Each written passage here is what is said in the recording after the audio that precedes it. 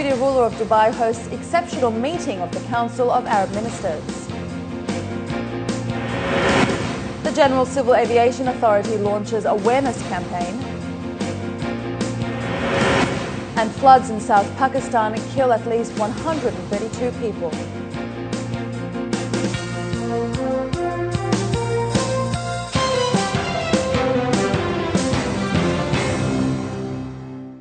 This is 7 National News. In our top story this evening, His Highness Sheikh Hamdan bin Rashid Al Maktoum, Deputy Ruler of Dubai and UAE's Minister of Finance, hosted the exceptional meeting of the Council of Arab Ministers at the Emirates Palace today. Among dignitaries present were finance ministers of the GCC and other Arab countries, including North Africa. His Excellency Dr. Jassin Al Manai, Chairman of the Board of Arab Monetary Fund, highlighted the need for clear reform changes in Arab countries.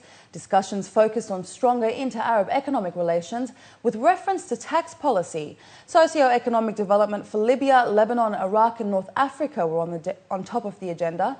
Additionally, concerns over youth employment were expressed by most officials as top priority. According to the International Monetary Fund, almost 75 million jobs over the next 10 years need to be created in the Arab region. Well, we appreciate every effort that is going to support the youth employment. We will be heavily involved in that particular thing since the unemployment is through the old system is going steadily high every year.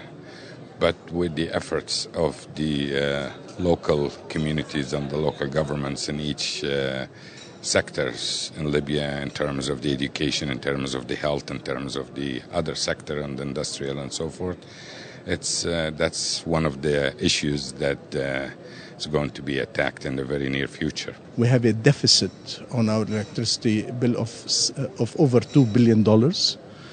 That we actually feed that deficit, from our other incomes. So basically, the cost of importation of oil is so heavy on our budget.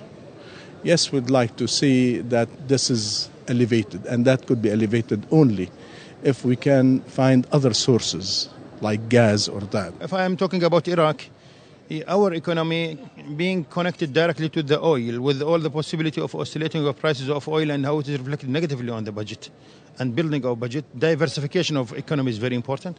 But with the changes in the region, I think the most important point, if I want to ask about your question in one point, is creating a new job opportunities. A huge demand, something around 50 to 75 million job opportunities needed in the Arab region. Minister of Foreign Trade, Sheikh Lubna Al-Qasimi, has participated at the 16th World Annual Conference, which was organised by the World Association of Investment Promotion Agencies. The event was inaugurated yesterday in Geneva. Sheikh Lubna presented the UAE's experience in attracting foreign investments and its strategy in diversifying sources of income. She also highlighted the country's quest in building promising sectors such as the renewable energy, civil nuclear energy program, logistics and technology sector. She noted that the UAE ranked the first in the Middle East in the Director Foreign Investment Confidence Indicator. The General Civil Aviation Authority launched today its awareness campaign for increased air safety and security in a bid to make the skies friendlier. Officials say distributing important information to the public will encourage passengers to observe and follow standard measures that are vital to ensure safe travels. Khadija Sali took a closer look. The continued progress in air travel carries with it an increase in safety challenges. Thus, the UAE's General Civil Aviation Authority launched an awareness campaign aimed at the public. His Excellency Saif Mohammed Al Suwaidi, Director General of the GCAA, says now is a critical time to increase passenger awareness about the various ways they can ensure their own safety. Passengers, since they are the user of this system, that they need to be aware of the concerns and the challenges that this system or the aviation sector faces. So we thought the awarenesses is very important aspect, that it will enhance further the safety and security of the whole sector. The senior official also said that the campaign, Love Your Sky, complements the UAE's existing excellent flight safety and security record. A website dedicated to the campaign will contain information on topics and issues that passengers face and cause harm or interruption to airports, carriers, as well as fellow travelers. In addition to this, brochures will also be distributed. The campaign will be carried out until the end of December this year. Time is quite precious these days, and therefore the education is precious. So therefore people are quite knowing, but what is aiming this particular campaign is really to reinforce or to remember those passengers of the ways that they can still protect themselves and their fellow passengers from having the flight safe. The UAE is among the countries with world-class airports and facilities that are equipped with the latest in modern technology. And GCAA officials say they are constantly upgrading their training and services. However, the use of body scanners at airports is still being studied. We didn't plan yet how soon we'll launch phase 2, but it will be, inshallah, maybe next year. As I said, part of that will be toward the cargo. Yes, 20 years ago, the standard of safety or security, wasn't at this high. Because of the challenges that faces this sector, we were obliged to raise the bar. And I think UAE has one of the best aviation safety and security in the world, and we are keeping this forever, inshallah. The public's role in securing their own safety cannot be denied, and with the launch of today's initiative, officials hope to empower all travelers with pertinent information that could save them from something as simple as a flight delay or even the more serious security and safety-related risks. Khadija Sali, 7 National News. Assessment reports prepared by the Ministry of Health has revealed that healthcare services in the Emirates have improved over the past 2 years. According to local reports, Dr. Nada Al-Marzouki, Acting Director of the Preventive Medicine Department at the Ministry of Health, emphasised that the administration applies the best international standards in the field of disease protection, noting that Vaccination section constantly reviews the national vaccination program to reduce disease rates.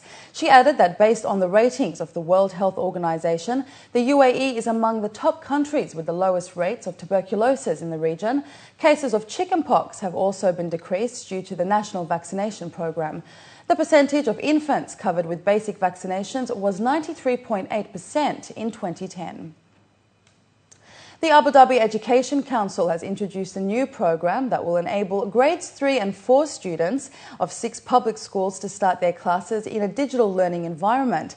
According to local reports, at the I-class, selected public schools in Abu Dhabi, Al Ain and Al Garbiya will allow students to use digital learning tools such as iPads, laptops, smart boards and touch tables in a classroom theatre equipped with good lighting and sound systems. According to ADEC Director General Dr. Mughir Khamis Al-Khaili, cameras will also be installed in the classrooms and parents will be given access to watch their children online. He added that the I-class will be rolled out in all public schools from September 2012. Looking to news abroad now, heavy monsoon rains in Pakistan's southern province of Sindh have killed at least 132 people in a week, destroying thousands of acres of crops and killing up to 100,000 cattle. Poor farmers in Badin, one of the worst hit areas, who had lost their homes and their crops, told Reuters television they had tried their best to stem the flow of the water but were helpless against the strong currents. Agriculture is the mainstay of Pakistan's fragile economy, although officials say the recent crop damage is unlikely to have major impact on overall output. Meanwhile, families who lost their homes in the floods say they are trying to survive. Pakistan's Army and Navy have joined the rescue work as the Meteorological Department warned of further damage over the next few days when more rain is forecast. Pakistan is haunted by memories of last year's floods, which killed about 2,000 people and made 11 million homeless in one of Pakistan's worst natural disasters. And a man opened fire at a restaurant in Nevada on Tuesday, killing 3 people and wounding at least 6 others before shooting himself. 2 of those killed and 3 of those wounded were Nevada National Guard members in uniform, according to authorities. The shooting suspect, whom police initially said was dead at the scene, was alive but on life support at a hospital and not expected to survive. The victims, including military officers and several of the wounded, are undergoing surgery at 2 hospitals. The deceased persons, at least 2 of the 3, appear to be military folks. And so we are working very closely with the Attorney General's Office, Department of Public Safety, the FBI, and the National Guard to work out those details. Up next, we have the day's business news for you, so stay with us.